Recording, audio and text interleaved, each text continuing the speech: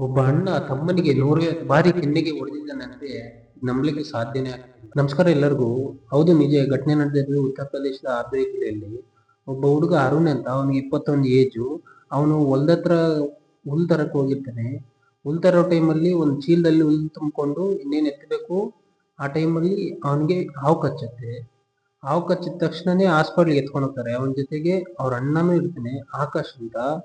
ಆಸ್ಪತ್ರೆಯಲ್ಲಿ ನಡೆದಿರೋ ಘಟನೆ ಏನಂದ್ರೆ, ಅಲ್ಲಿ ಆಸ್ಪತ್ರೆಯಲ್ಲಿ ಡಾಕ್ಟರ್ಗಳು ಅವ್ರ ಅಣ್ಣ ಆಕಾಶಿಗೆ ಏನ್ ಸೂಚನೆ ಕೊಡ್ತಾರೆ ಅಂದ್ರೆ, ನಿನ್ ತಮ್ಮ ಪ್ರಜ್ಞೆ ತಪ್ಪಬಾರ್ದು ಅಥವಾ ನಿದ್ದೆ ಹೋಗ್ಬಾರ್ದು ಅಂತ ಹಂಗೆ ನೋಡ್ಕೊಂಡಾಗ ಅವ್ರ ಅಣ್ಣ ಅವ್ರ ತಮ್ಮನ ಕೆನ್ನೆಗೆ ಗಂಟೆಗೆ 150ಗಿಂತ ಹೆಚ್ಚು ಬಾರಿ ಬರ್ಸಿರ್ತಾನೆ. ಯಾಕಂದ್ರೆ ಅವ್ನ ತಮ್ಮ ಪ್ರಜ್ಞೆ ತಪ್ಪಬಾರ್ದು ಅಂತ.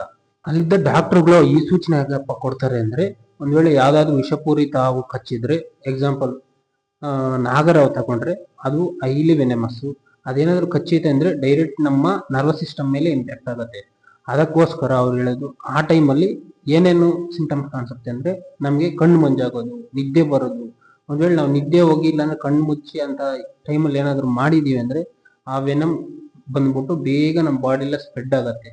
ನಾವು ಒಂದ್ ವೇಳೆ ಎಚ್ಚರ ಇದ್ರೆ ಸ್ವಲ್ಪ ಕಮ್ಮಿ ಆಗತ್ತೆ ಅಂತ ಈ ಸೂಚನೆ ಕೊಡ್ತಾರೆ. ಅಲ್ಲಿದ್ದ ಡಾಕ್ಟರ್ಗಳು ಅವನಿಗೆ ಆನ್ ಟೈಮ್ ಆಗಿ 15 ಆಂಟಿವೆನಮ್ಸ್ನೇ ಕೊಟ್ಟವ್ರೆ.